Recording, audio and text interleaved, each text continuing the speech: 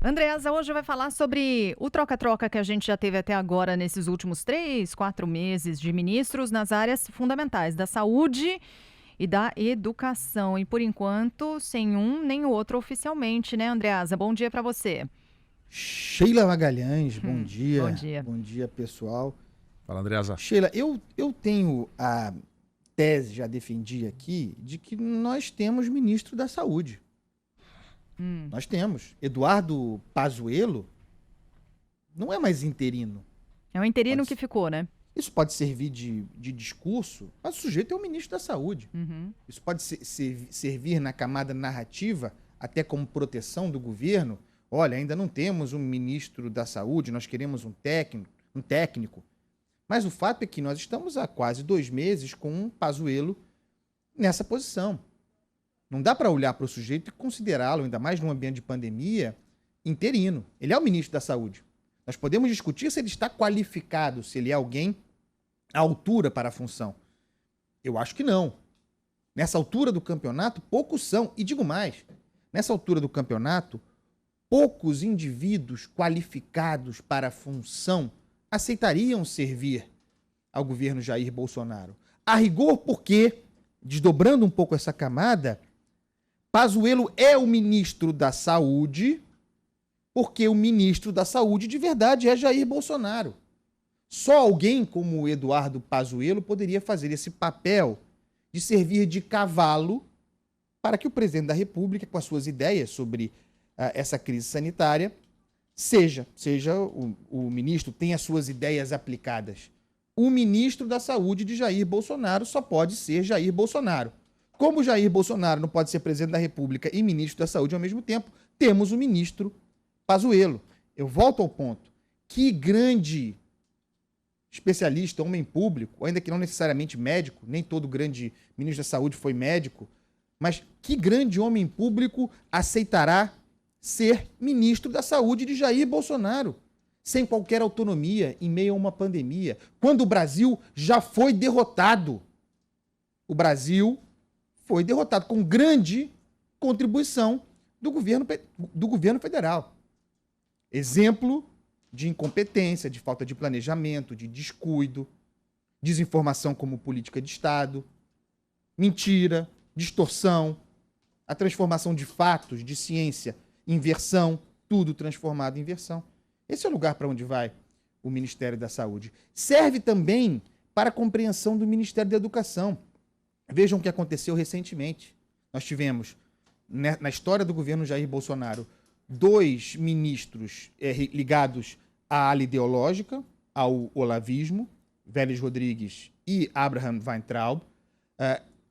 Caiu Weintraub, houve uma busca por uma solução intermediária, Decotelli vindo da influência tecnocrata do que seria o setor militar, não prosperou, por culpa própria, sobretudo. Depois veio Renato Feder, convidado, humilhado, fritado pela turma ideológica, com o aval do presidente da República, que se considera pacificado, alguém que submete um homem público, secretário estadual de saúde, a uma frigideira como aconteceu. Tudo para que a disputa continue, para que a ala ideológica tente encaixar o próximo ministro da Educação. Eu pergunto, pode ser que aconteça, mas que grande homem público, à luz dessa história, com ideias sobre políticas públicas para a educação, aceitará ser ministro da Educação do governo Jair Bolsonaro, sendo que assume sem poder mexer na estrutura daquele ministério,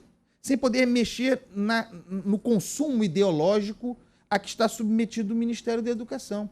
A minha impressão é de que nós teremos cada vez mais no governo Bolsonaro ministérios carcaça, né, com interinos, geralmente militares, servindo a propósitos de guerra cultural e tudo mais. Esse é o lugar em que nós estamos, não me surpreende, são os 2 maiores orçamentos da União, saúde e educação, cada um com sua natureza, mas com essa precariedade de liderança. Fazer o quê? Quem aceitará se submeter a uma gestão sem a mais mínima autonomia? A pergunta de R$ 1 milhão, quem vai aceitar? A gente continua atrás dessa resposta. Aliás, né, especialmente na área da educação, essa resposta... Porque o Andreasa falou, na área da saúde, vamos assim, né? Tem alguém lá? A gente vai assim. Agora, na área da educação, já há Com o outros nomes Fundeb, sendo... Sheila, Pois o Fundeb vencendo, Pois é. com as crianças fora de sala de aula, sem Sem que uma haja um diretriz líder para nacional, né? coordenar isso. Pois é. Mostrando como nós somos desiguais também na educação, mais do que se imaginava. Crianças que não têm estrutura para estudar desde casa. Não tem luz, então a escola é mais importante do que nunca. E quem está coordenando isso? E quem quer tentar coordenar isso? Era o que Porque eu ia perguntar. se o sujeito, Megali, for minimamente independente, há muita gente capaz, independente, disposto a tocar uma política pública, ele será imediatamente boicotado, fritado, como foi Renato Feder antes de entrar. Aquilo ali é um vespeiro, é um feudo.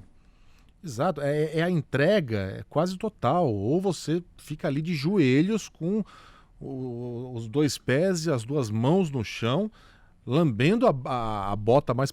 Ou você tá fora. Quem quer ser o Tais? É a concordância quase total. Aliás, é a concordância absoluta. É um absolutismo da política. Quem é que quer se submeter a uma aprovação dessas? Quem quer ser o Nelson Tais da Quem educação? quer ser o Nelson Tais? É isso. Esse é o exemplo. Nem o Nelson claro. Tais quer ser. Tanto é que durou um mês. Andreasa, um beijo pra você. A gente tinha um segundo assunto, mas vamos guardar pra amanhã, porque o tempo não para. É isso. Tá bom, Homenageando cidadão. aqui os 30 anos da morte do Cazuza, que se comemoram hoje. Um beijo pra você, Andreasa. Beijo, cidadãos. Tchau. Beijo. Beijo. Tchau.